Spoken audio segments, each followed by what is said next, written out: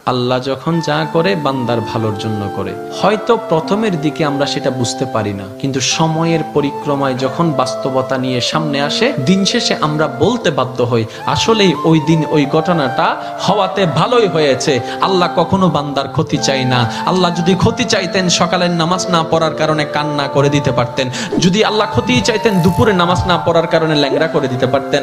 আল্লাহ সেটা চান না। আল্লাহ চাই বান্দার সব সময় ভালো। আর মা তো দেখেন জন্ম দেওয়ার কারণে সন্তানের তো অপরাধ করার পরও মা সন্তানের প্রতি কতই ভালোবাসা, কতই মায়া, বাবার কাছ থেকে সন্তানের পিঠকে বাঁচাই ফেলছে, এরকম হাজারো মা আছে ওই মায়ের জন্য। কিন্তু আল্লাহ পাক রব্বুল আলামিন বান্দার উপর কতটুকু ভালোবাসে দিয়েছেন সেটা আমরা বান্দারা বুঝতে পারি নাই বলে শয়তানের ফাঁদে বারবার পা দিয়ে আটকাই যাচ্ছি। মনে রাখবেন, মনের মধ্যে কথাটা বসাই ফেলবেন, আল্লাহ যখন যা করে বান্দার ভালোর জন্যই করে।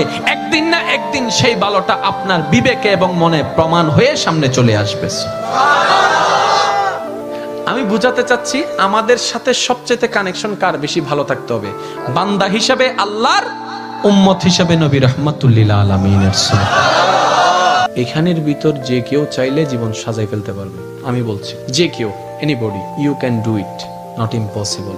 বিকজ ইম্পসিবল শব্দটাকে যদি একদম ভালো করে গভীরভাবে দেখেন, সেখানের ভিতর আপনি আশ্চর্যভাবে একটা জিনিস দেখবেন।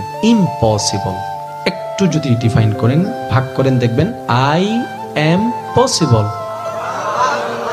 ইম্পসিবল, পসিবল কে আলাদা রাখেন, আই এম কে আলাদা রাখেন। I am possible.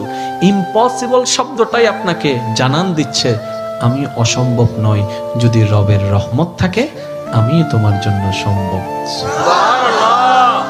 বিদেশে যাওয়ার আগে আপনার এলাকায় দেখেন টিকিট চলে আসছে, ভিসা চলে আসছে, টিকিটের টাকা নাই। অনেক ছিল, কেমনে কেমনে টাকার ব্যবস্থা হয়েছে, সে বিদেশ চলে গিয়েছে।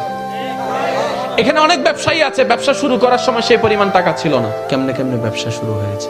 এটা কেমনে কেমনে, রব বলে এটা কেমনে কেমনে নয়, একটু আমার দিকে তাকা, এমনে এমনে এমনে এমনে এমনে এমনে। তাহলে আপনার কাছে যদি আপনার রব থাকে, আপনার টেনশন কি? আপনার দুই নম্বরে